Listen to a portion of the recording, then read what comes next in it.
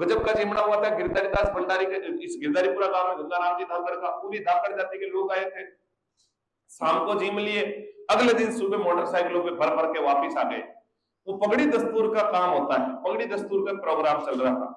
तब यहाँ पर एक साधु आए हुए थे। गांव में जब भी जीमड़ा होता है, भीलवाड़ा की तरफ तो विशेष तौर से मुझे पता है कि एक साधु होता है, वही तो यूं वो जो मेन जहां जीमड़े की वो रसोई वसोई पड़ी रहती है, उसमें से वो भर भर के धामे भर भर के वही देता है। अगले दिन सुबह पगड़ी दस्तूर भी वही करता है। तो साधु सीताराम दास के नाम से एक व्यक्ति थे, उन्होंने कहा कि बात बताओ, तुम किसानों के ऊपर इतना अत्याचार किया जा रहा है, तुम किसान कैसे अपने सारे के सारे जो है ये काम करोगे? उन्होंने कहा कैसे काम करेंगे मतलब? तो यार इतने सारे टैक्स वसूले जा रहे हैं, अपनी कार्य कैसे चलाओगे? उन्होंने कहा क्या करें तो फिर? उन्होंने कहा जब यहाँ का स्थानीय शासन निरंकुश हो जाता है तब बात ऊपर पहुंचाई जाती है। अगर तुम्हारी बात यहाँ का जागीरदार नहीं सुन रहा है तो तुम मेवाड़ महाराणा तक अपनी बात पहुंचाओ। मेवाड़ महाराणा फतेह सिंह जी क्या अपनी बात मानेंगे नहीं मानेंगे, एक बार ट्राई तो करो। किसानों ने कहा ठीक है हम तैयार हैं, करते हैं। उन्होंने कहा चलो ठीक है, बताओ कौन कौन मेवाड़ महाराणा फतेह सिंह के पास शिकायत लेकर के जाएगा? अब किसानों के पास शिकायत का नाम लाता ही तो सबकी गर्दनें झुक गई, क्योंकि उस समय कोई लोकतंत्र तो था नहीं। आज लोकतंत्र में भी अपन किसी के खिलाफ आवाज उठाते हैं तो मुख्यमंत्री जी के खिलाफ आवाज उठा के देख लो, मुख्यमंत्री जी कुछ ना कुछ कमी निकलवा देंगे तुम्हारे घर में, जेडीए को भेज देंगे, मकान गिरवा देंगे, कुछ ना कुछ कमी जरूर निकाल देंगे। इसलिए यूं आज लोकतंत्र में भी अपन बड़े लोगों से टक्कर नहीं ले सकते हैं। उस समय तो राजतंत्र था। किसका साहस जो मेवाड़ महाराणा के पास आकर के किशन सिंह की शिकायत कर दे? किसी में हिम्मत नहीं हो रही थी कि वहां जाकर के शिकायत कर दे। तो फिर बाद में फतेह सिंह, उन्होंने साधु सीताराम दास जी ने पूछा क्या हुआ? अभी तो यूं बहुत कर रहे थे कि हम जाएंगे, क्या हो गया सबको? फिर बाद में उन्होंने कहा कि नानजी पटेल तुम खड़े हो, ठाकरे पटेल तुम खड़े हो, तुम दोनों जाओ मेवाड़ महाराणा के पास शिकायत लेकर के। दो किसानों को खड़ा किया, क्या नाम था? नानजी पटेल और ठाकरे पटेल। दोनों का बिजोलिया जाओ शिकायत करके आओ। दोनों किसान बेचारे कह रहे हमें बकरी का बड़ा, अरे जाना पड़ेगा, हमारे घर में छोटे छोटे बच्चे। बाकी सारे किसान अरे हम है तुम्हारे साथ, अगर तुम्हारे साथ कुछ भी अन्याय हुआ तो हम सारे तुम्हारे साथ खड़े रहेंगे।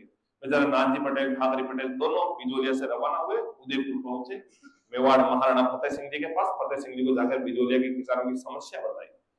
ऐसी ऐसी बात है, भयंकर तल रखा है हम लोगों को, कुछ समझ में नहीं आ रहा है क्या करें। तो फतेह सिंह जी ने क्या कहा कि क्या पता तुम गप तो नहीं मार रहे हो, आए हो बहुत अच्छी बात है, हमारी जनता परेशान नहीं होनी चाहिए। एक काम करो, हम जांच के लिए एक व्यक्ति को भेजते हैं जिसका नाम है हामिद हुसैन। वो आएगा, वो वहां पे जांच करेगा, वो हमें रिपोर्ट सौंपेगा और रिपोर्ट सौंपने के बाद हम फैसला लेंगे कि क्या करना है आगे। हामिद हुसैन को भेजा, हामिद हुसैन बेचारा वहां रवाना हुआ। हामिद हुसैन गया, किसानों के वहां पर जांच पड़ताल की। जांच पड़ताल करने के बाद उन्होंने रिपोर्ट सौंपी कि यार नानजी पटेल ठाकरे पटेल दोनों किसान सही कह रहे हैं, वहां पर वाकई किसान बहुत परेशान है।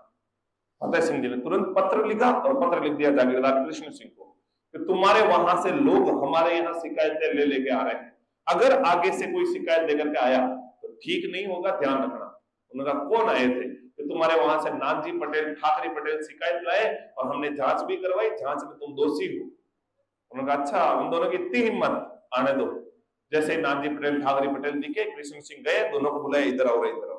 तुम लोगों का इतना साहस कि मेरे खिलाफ जाके तुम शिकायत करके आए हो? दोनों को बिजोलिया से बाहर फेंको। इन दोनों को, नानजी पटेल और ठाकरे पटेल दोनों को बिजोलिया से निष्कासित कर दिया। किसानों की हिम्मत नहीं हो रही कुछ बोले। अब वो उन दोनों को बाहर निकला। उन दोनों ने कहा यार तुम पहले तो बहुत फड़फड़ाहट कर रहे थे कि हम खड़े हैं, हम है, ये कर देंगे ना, मेरे बच्चों का क्या होगा, हमारा क्या होगा।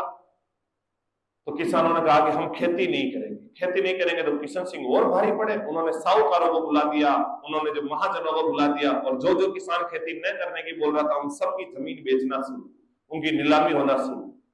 पूरे गांव ने कह दिया हम खेती नहीं करेंगे, लो बेचो। साहूकार कितनी जमीन खरीदते, आसपास के गांव उम्माजी का खेड़ा, बिजोलिया, ये सारे गांवों ने कहा खेती नहीं करेंगे, कितनी जमीन साहूकार खरीदेंगे। लास्ट में किशन सिंह कहते यूं सिट्टी बिट्टी गुल। उन्होंने कहा यार तो मामला गड़बड़ है, किसान तो होशियार हो गए, सारे किसान खेती नहीं करने की बात कर रहे हैं, हल जोतने से मना कर दिया, फिर क्या करें। उन्होंने कहा कि काम करो, किसानों को वापस बुलाओ, क्या चाहते हैं। किसानों ने कहा कि नानजी पटेल ठाकरे पटेल दोनों को वापिस बिजोलिया में रहने दिया जाए और हमारे जो खेत जो महाजनों को बेचे वो सारे खेत वापिस दिलाए जाए, तभी हम खेती करेंगे। तब उन्होंने नानजी पटेल और ठाकरे पटेल को वापिस बिजोलिया में एंट्री दी, खेती करना प्रारंभ किया।